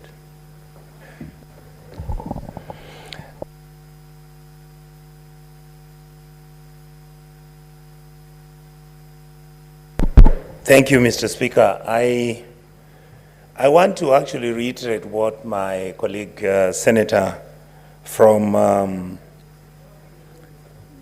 Senator Mandago, what he has been raising, the issue he has raised. Mr. Speaker, if you remember in 2008 or 9, during that time I was at the National Assembly with you. And you remember when cabinet ministers, even Honorable Boni Halwale was there, and I remember Honorable Mungatana was there. Mr. Speaker, anybody who assumes that when a cabinet minister comes to make a presentation on a national matter, that maybe that minister could be wasting his time, or we who are going to listen to the contributions and discussions are actually wasting our time, is wrong. Mr. Speaker, the first thing is that the Kenyan public is interested in listening and hearing how the ministers are going to articulate government policy. Then they will be answering those questions which are critical, because running a country, Mr. Speaker, frequent times you'll have crises, you'll have matters pertaining to emergencies and all that. And then sometimes, Mr. Speaker, that is the reason I wish many of the cabinet members in the KK government would understand that them coming and answering this question, first, they continue with the historical precedent. And number two, the public is very curious and always constantly listening to what we say and what we articulate in terms of trying to solve the issues that affect our country. Mr. Speaker, I really hope that the CSS will take this House seriously, that they will in fact be, if need be, I plead that with my leader, Honorable Cherargei, and the whip, Honorable Halwale, to make a phone call to the president and tell him his ministers are misbehaving. They are letting your government down.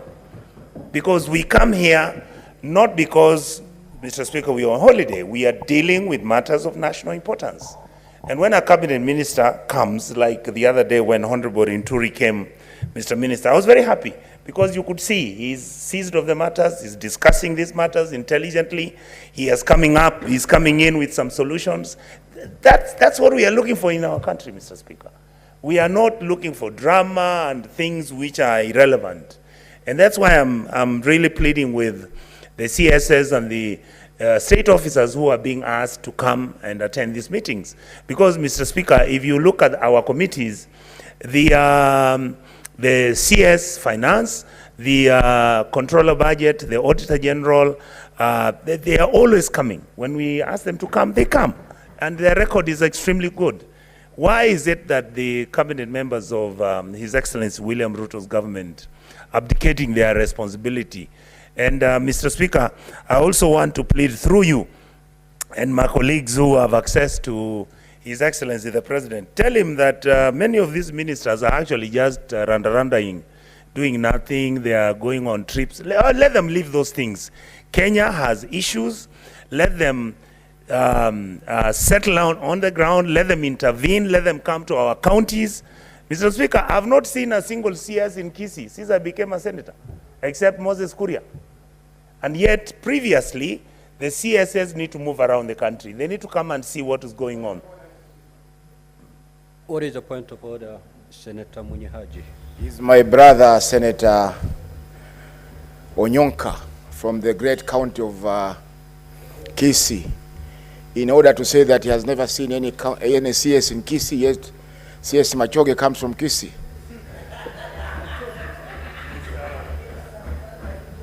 Mr. Speaker, I actually wanted to re-emphasize the point. I have actually not even seen Honorable Machogu. Yes, he's in Meru, he's in Moranga, Tarakaniti, he's going to Kwale, and it's the responsibility of the office. With Honorable Machogu, I wouldn't even raise a query about it for the simple reason that he's running all over, and I see what he's doing in terms of going to the different ministries, different schools and different institutions. I think the portfolio, that is a ministry, my leader, Mr. Speaker, that I would have wished that it had a deputy minister. Because the Minister of Education is too busy, the minister is all over the place. I don't think he's really having his hands on the cake, as they say. But that's a discussion for the other day. I would like to finish, Mr. Speaker, by saying that let the cabinet ministers in the government today realize that they need to do much more, that our expectations are much more, that we know many of them are qualified and many of them can do a good job. But we also know that others are very lazy, Mr. Speaker. So I would like to reiterate what Honorable Mandago has said. That fine that Honorable Sosi has brought, we need to make an amendment. Let's change that thing to 5 million, Honorable Halwale, so that it acts as a deterrence. So that even if, Mr. Speaker, if a minister under CS knows that he's not going to be around and he has gone for official duty, it is automatic. He should write a letter which is acceptable, because we are not idiots. We know that the cabinet minister is traveled somewhere on official business, and it is important that we empathize on that. But this narrative where people just assume that, I hear this, Honorable Halwale, Mr. Speaker, frequently. Oh, the Senate is nyumba ya wazee, hakuna kitu mnafanya, there's nothing you do there. No, this house is serious. And let these ministers realize we'll be very serious with them. Because other than them giving an apology, we are going to start fining people, we are going to start censoring people, and you know many of them, Mr. Speaker, don't know that under Chapter 6, if somebody comes here and we censor them and ask and say that they cannot hold public office, there's nothing they'll do. The president is the only one who's going to sympathize with them. But if the president realizes that this guy is lazy, why would he save him? He just fires him, brings another one who can perform. With those very few remarks, Mr. Speaker, I support and let this House be treated with respect and decorum. Thank you, Mr. Speaker. Now, he's already concluded and taken his seat, Senator Kathuri.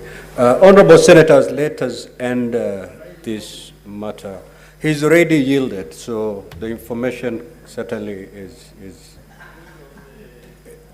So, Honorable Senators, I have had your compelling contributions as far as the failure of CSS to attend Senate session for purposes of responding to questions. Now, these compelling contributions that you've made, they would have been relevant if they're made within the context of a motion of censure. In the absence of a motion of censure, what honorable senators are doing is merely to lament. We cannot be reduced to a house of lamentations. This is not the first. Senators are lamenting. This may not be the last. Senators will lament. You need to stop lamenting and take it to the next level. And honorable senators, the next course of action is provided for under our own standing orders. If you read Standing Order 51D, it gives the option available to this House where the House feels that a CS has abstained themselves without reasonable cause. Otherwise, for how long are you going to vent your frustrations like you've done today? We have taken 2.5 hours venting our frustrations, our pain, our disgust, our disappointment. Next week on Tuesday, if CSS don't appear, we'll continue playing the tape. The other following Tuesday, if they don't appear, you will continue playing the tape. Honorable Senators, that must stop. You have the sword. The sword is not with the Speaker. You have the sword under Standing Order 51D. You can elect to continue lamenting, or you can draw the sword and strike. It's up to you. Let us end it there. Next order.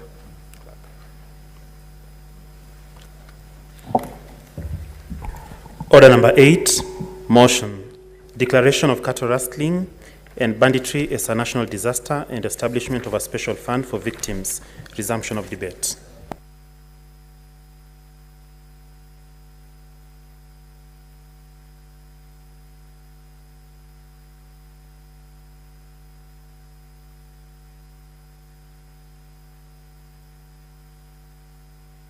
Senator Cheptumo, just approach the chair, please.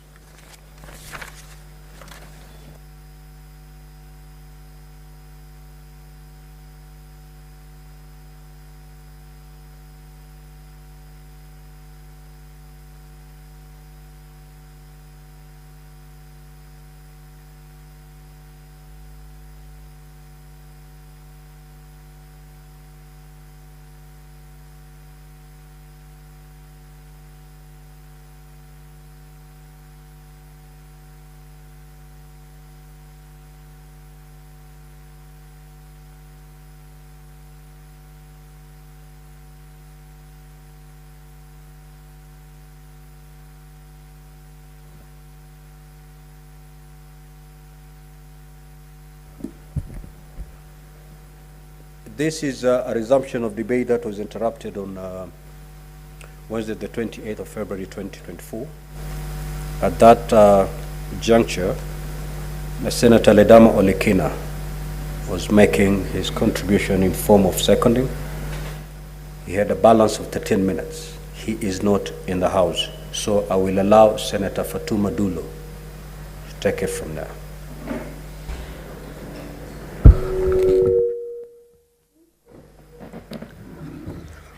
Thank you, Mr. Speaker. Mr. Speaker, let me make my contribution to this motion on the declaration of cattle rustling and banditry as a national disaster and establishment of a special fund for victims. Mr. Speaker, I wish to support this motion because this is long overdue. Because of the menace that we have in the country as a result of cattle rustling, which has changed from the previous thinking that it was a cultural behavior among some certain pastoral communities. Mr. Speaker, if you look at the cattle rustling issues that are affecting many parts of this country, and I must appreciate the effort put in by the current CS Interior, CS Kithure Kindiki, in trying to stamp out the issue of cattle rustling in some areas. But I believe this is something that is continuing even with the kind of effort the government is putting in. And I believe the proposal by Senator Cheptumo that we must create a special fund is also valid, and also the proposal in declaring cattle rustling as a national disaster is also valid and very important. Mr. Speaker, if I may give an example of Isiolo County, you will see that the pattern has changed from cultural behavior to business.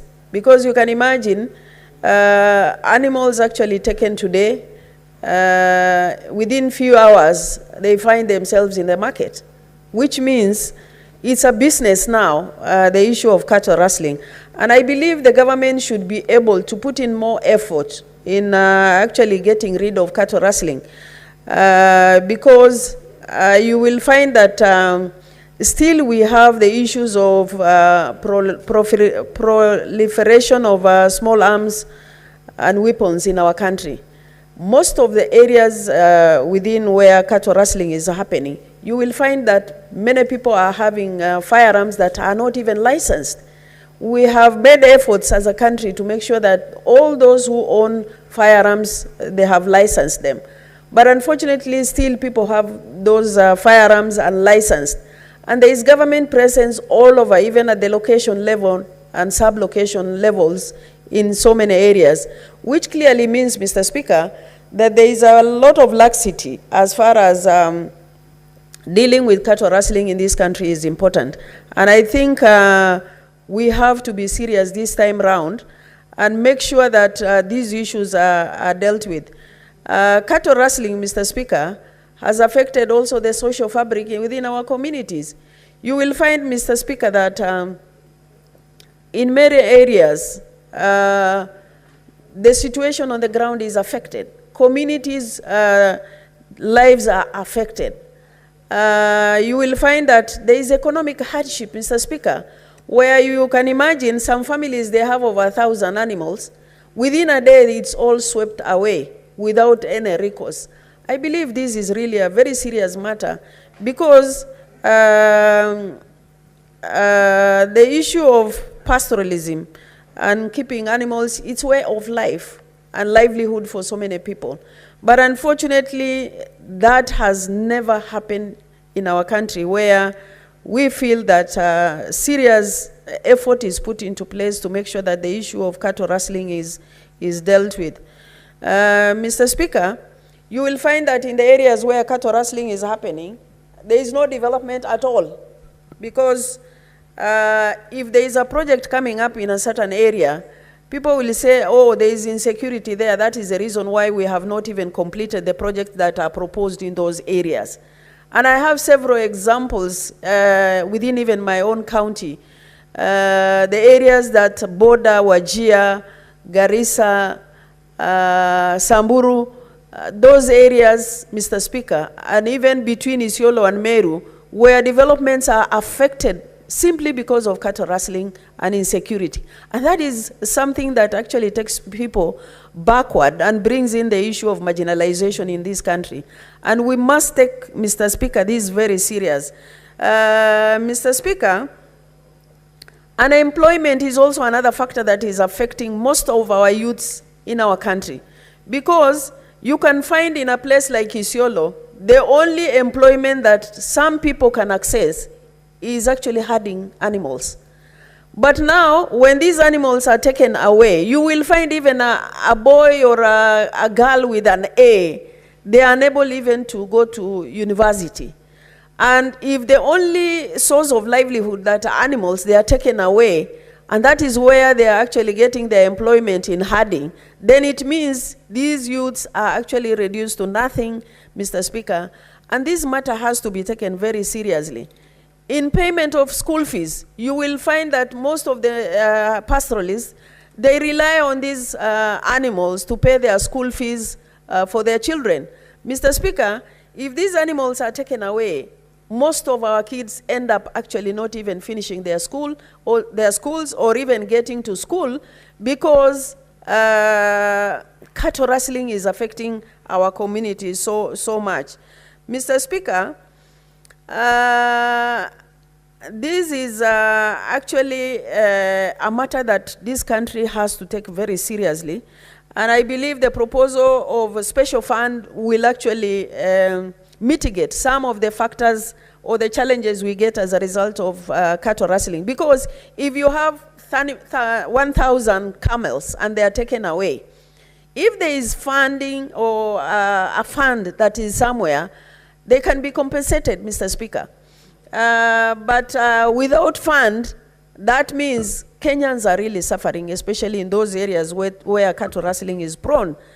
Mr. Speaker, I believe we have a solution to this problem, if only as a country we are serious. Even in budgeting process, you will see that there is serious action put into agriculture, but cattle rustling, very minimal. Because if you look at the fertilizer input, where billions are put into fertilizer actually purchase, What happens to pastoral communities? Nobody is talking about even this particular, establishing a fund that has been proposed by the Senator for Baringo. Mr. Speaker, we should have equal, actually, support from government. If agriculture is given 2 billion, livestock should also be given 2 billion in establishing, for example, like fund or even restocking that we have discussed in various fora in this country. Mr. Speaker, I believe the effort put in by government is a short-term measure that helps the communities, but we need a serious action where issues of cattle rustling that has been resolved, because this is a matter that is happening in most of our counties in daily basis. You can imagine we have actually tried even to bring in NPR to complement the regular police, but this is not helping at all. You see, you will find that the people who are dealing with cattle rustling, they have sophisticated firearms that are actually, even our own regular security are scared of even following up those animals when cattle rustling is taking place. Mr. Speaker, I do support this motion because it's going to give us a solution to the current cattle rustling that we have in our country, because we have tried several measures that are not actually assisting our communities.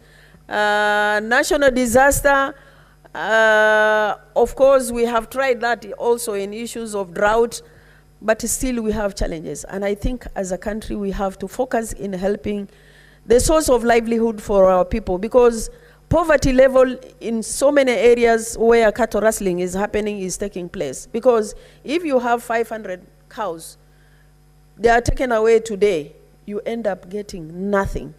Drought is actually killing our animals. Cattle rustling is taking away the animals also.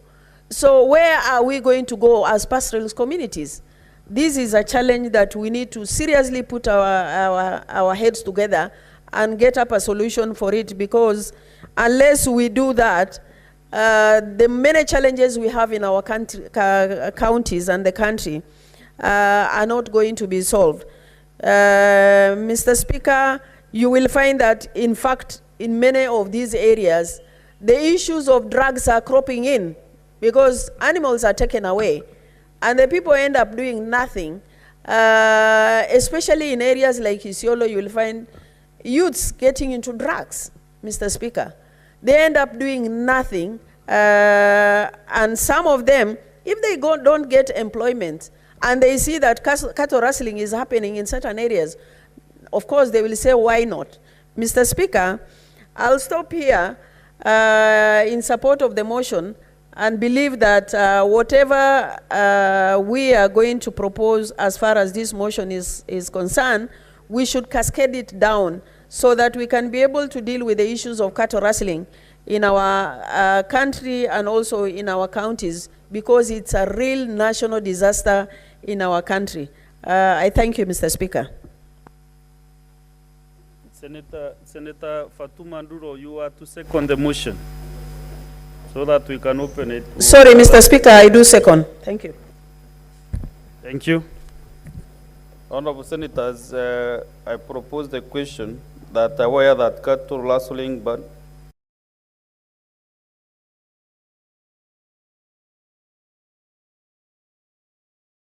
country concerned that the menace has since left irreparable and negative socioeconomic impact, which include but are not limited to increased number of widowers, orphan children, poverty, displacement of people, leading to internally displaced persons, NDPs, disruption of education, health programs, and other economic activities owing to the destruction and or closure of educational, health, and other institutions. Further, concerned that the people living in the affected regions have been denied the enjoyment of their socio-economic and political rights as guaranteed to them under the Bill of Rights as enshrined in Chapter 4 of the Constitution. Now, therefore, The Senate resolves that the national government, through the Ministry of Interior and National Administration, in collaboration with the Council of Governors, 1, declares cattle rustling a national disaster. 2, establish a national task force on cattle rustling or banditry. To 1, Roman 1, investigate the causes of the rampant cattle rustling and banditry in the Sindh region and the country at large. And Roman 2, establishes the extent of suffering, loss, and damage the cattle rustling or banditry has occasioned to the communities in all the affected counties. And 3, create a special fund for mitigating the losses suffered by and in compensating all victims of cattle rustling or banditry, and settle all internally displaced persons occasioned by the menace.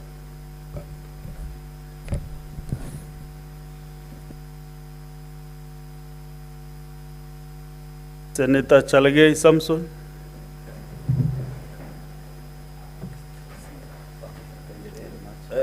Thank you, Mr. Speaker, sir, for this opportunity. Mine is to support this motion that was brought by Senator William Cheptumo, the Senator of the great people of Baringo. Mr. Speaker, we have waited for this motion because of the current occurrence. I know in Samburu the other day, an MCA had been killed, and even in Baringo itself, Mr. Speaker. But I want to put it to the nation that this issue of cattle rustling is not only in North Rift and South Rift alone, Mr. Speaker. This issue of cattle rustling and banditry affects over 7 counties. And let me state them so that for the record and Kenyans to understand, so that it does not appear we are discussing issue of either only Samburu or Baringo. Mr. Speaker, it affects 7 counties. That's a population of 8.8 million Kenyans are affected by this menace of insecurity through cattle rustling and banditry. And that is Baringo, Elgeyo Marakwet County, Turkana County, Isiolo County, Marsabit County, Laikipia County, and finally West Pokot County, Mr. Speaker. So this is like a half of the country, Mr. Speaker. So this is a national disaster in its form and design, Mr. Speaker.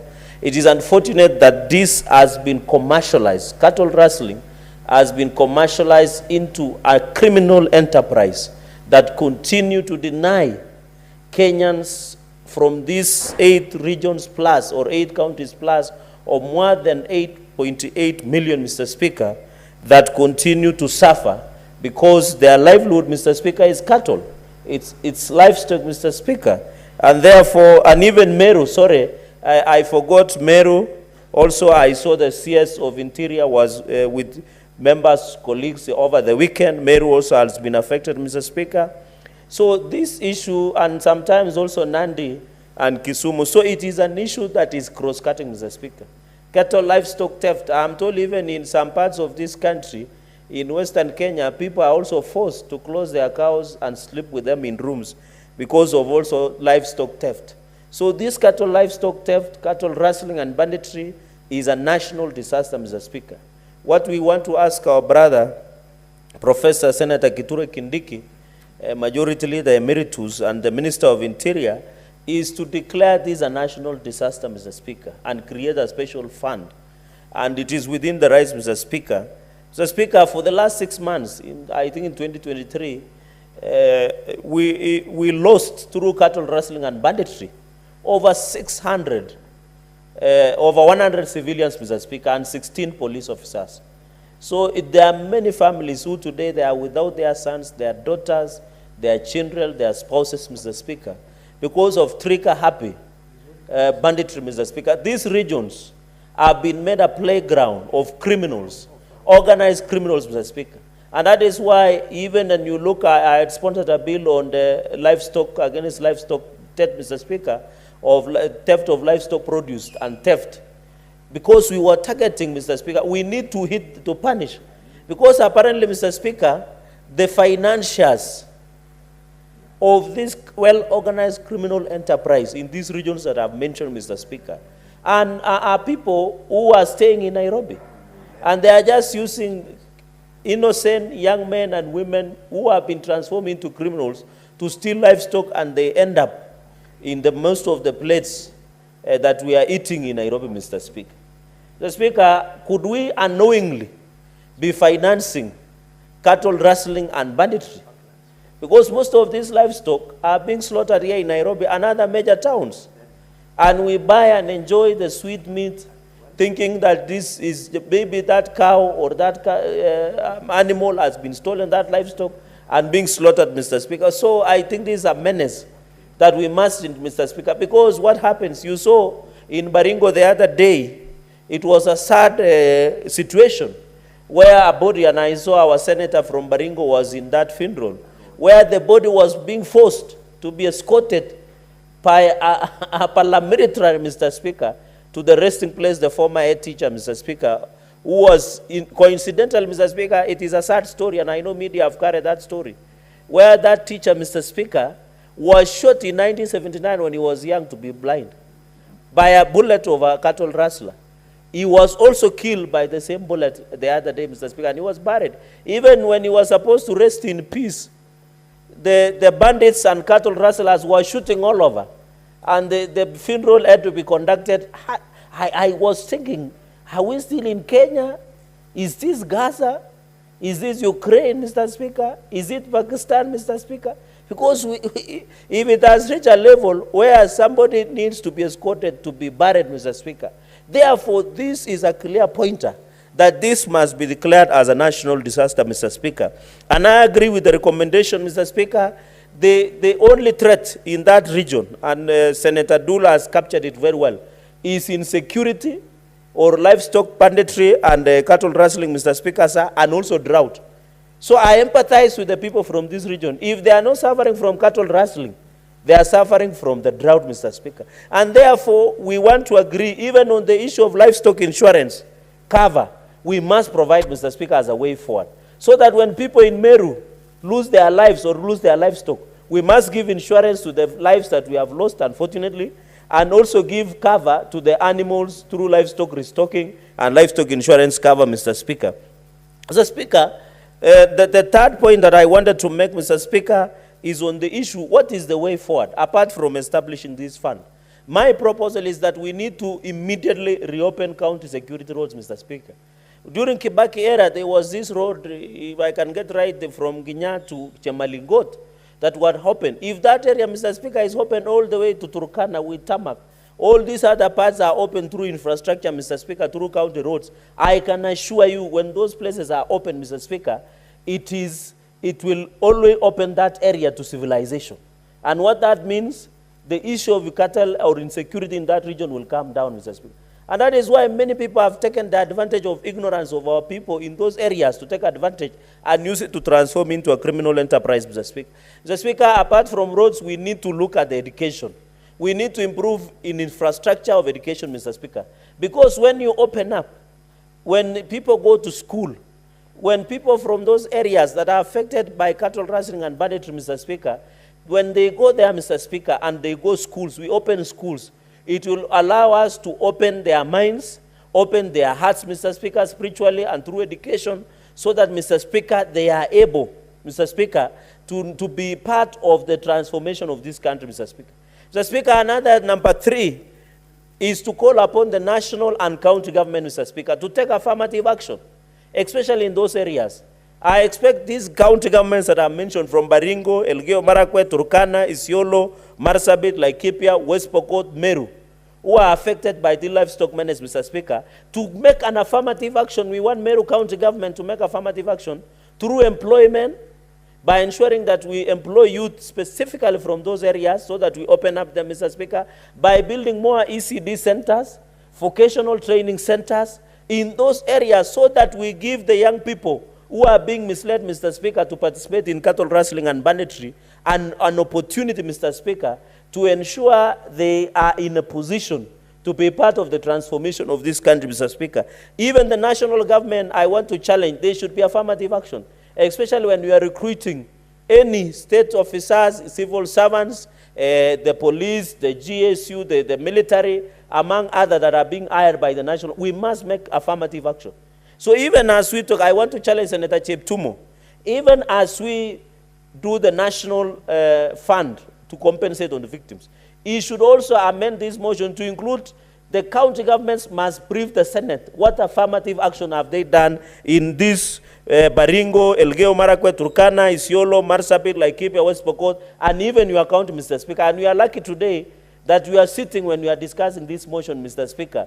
Therefore, there must be a way of ensuring that we do, Mr. Speaker. Point number 4, Mr. Speaker, is the issue of water. We need to ensure water is taken to those areas, Mr. Speaker, so that we can do irrigation. I know the President has been pushing for environmental conservation and planting of more than 15 billion trees, Mr. Speaker. I want to challenge that we ensure access to water, Mr. Speaker, so that we can do irrigations on those areas. Mr. Speaker, can you believe in most of those areas it's very fertile? If you are to give them water to irrigate their crops, I can share with the issue of food security, Mr. Speaker, we shall be able to address the food security because that area, Mr. Speaker, in fact, is good for fruits because it is very hot, Mr. Speaker. Mr. Speaker, on the issue of minerals, Mr. Speaker, can you believe most of these regions, I know there is GDC in some of those areas. There are many minerals, Mr. Speaker, in those areas. Most of these people do not want those areas to be open so that exploration and minerals can be mined for the benefit of those areas, Mr. Speaker. And you know, under the Mining Act in the local content, when you get the revenue, 70% goes to national government, 20% goes to county governments, and 10% goes to the local community under Community Development Agreement in the Mining Act of 2015. So I want to challenge Senator Cheptumo to also follow it up with the Ministry of Mining. Let us ensure we do mineral exploration, oil exploration, Mr. Speaker, but ensure, because it has a dangerous soft underbelly, Mr. Speaker, by ensuring that when we do mining and exploration of minerals in these stricken areas, Mr. Speaker, it gives them opportunity to get value for the local community, Mr. Speaker. Because even where I come from, issue of Kareba gold mine, Mr. Speaker, we had problems where community in Chemase was not getting the local through community development agreement, where you have communities through 70-20%, 70 to national, 20 to county, and 10% to the local community, Mr. Speaker. Mr. Speaker, I want to challenge county governments in closing so that I allow my colleagues. Let us, Mr. Speaker, ensure we make sure the money that we devolve is used for the intended purposes, Mr. Speaker. Let us all, Elgeyo Marakwet, Baringo, and other areas, even in Meru, in Laikipia, let us ensure resources work. Mr. Speaker, if there is development, this menace of cattle rustling and banditry will stop if we ensure those areas are open, Mr. Speaker. So I want to challenge county governments, Mr. Speaker. I have seen a number of them because they call hardship, Mr. Speaker. For example, most of these counties are counties that are struggling because of where they are, but they get a lot of money. Mr. Speaker, are you aware Meru, Turkana, among other, of course, outside Kakamega, Garissa, Isiolo, and many other areas, Mr. Speaker, get a lot of money, over more than 15 billion, while Nandi, for example, we get 7.5 billion.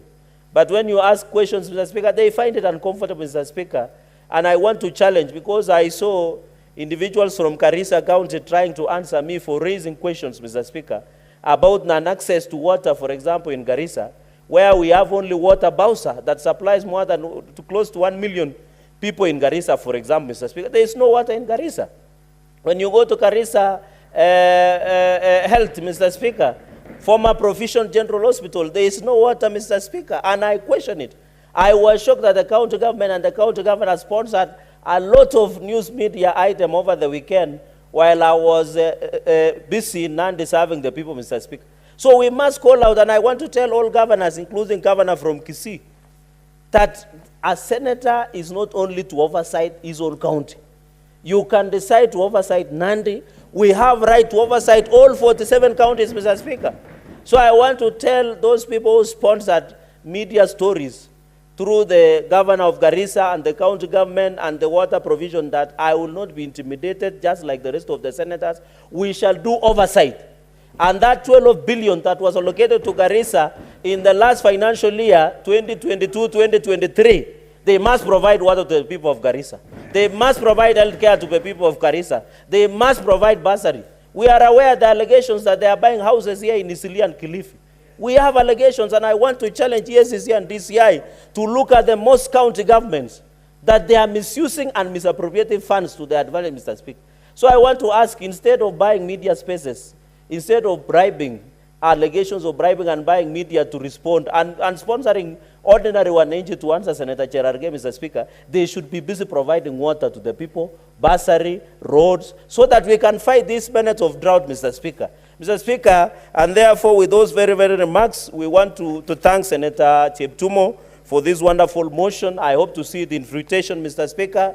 Mr. Speaker, and I beg to support, and I hope our brother Senator Kithure Kindiki